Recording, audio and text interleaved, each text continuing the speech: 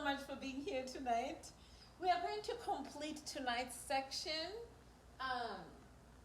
with instructions.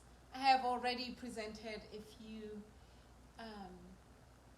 conversations to you about, let's see, well, not really conversations.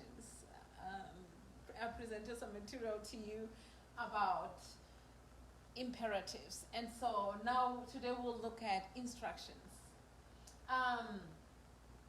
What's the nature of a Sesotho instruction? It's a kind of an imperative. And so instructions are mostly verbs.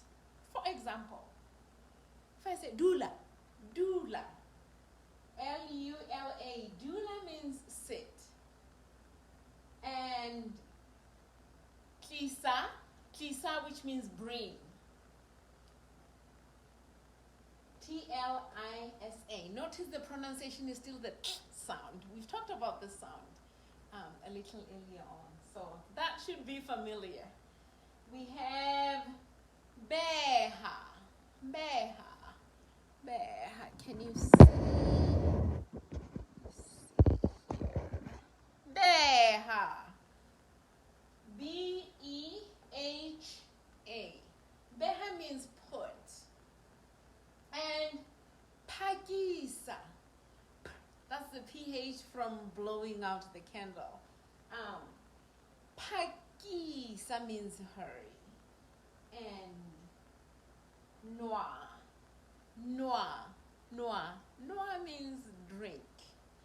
Okay, so instructions can escalate into orders or stronger imperatives depending on your intonation. For example, if I say klisa, klisa, klisa, this one bring is not the same as klisa, klisa. So it's like if you say put it down or put it down, you know, you can use your skills to reflect your emotions in the delivery of your speech. Sesotho is the same way. We escalate instructions to stronger imperatives by changing the tone of our voices. Any questions? Okay, so let's go over the pronunciation of the words again. And how do you say sit in Sesotho? Sit, sit. Dula, dula. Bring, bring.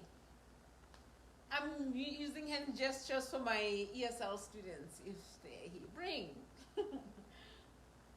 Kisa. Put. Put. Beha. Hurry. Hurry. Pagisa. And eat.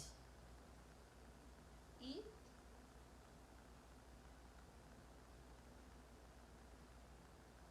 I'm sorry.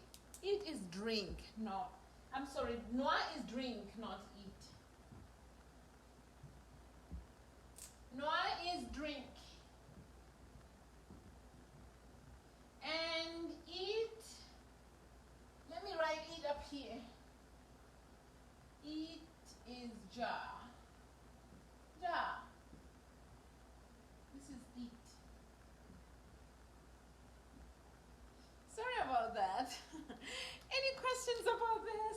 So the best way to learn imperatives is to find a Sesotho dictionary and familiarize yourself with the verbs, and you can use them to give commands however you desire. I hope you enjoyed these 3 deliveries tonight, and if you have any questions, please feel free to email me or messenger me, or you can text me, whatever works best for you. Sala hantle, sala hantle. Another way to say goodbye in Sesotho is kitla ubona. Kitla ubona.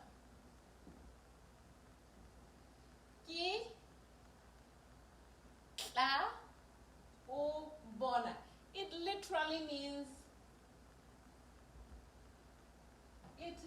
literally means I will you see. I will you see. Ke tla o bona.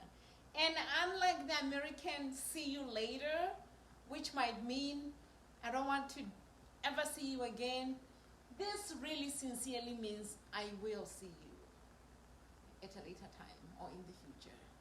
Okay. Ke tla o bona. Sala hantle.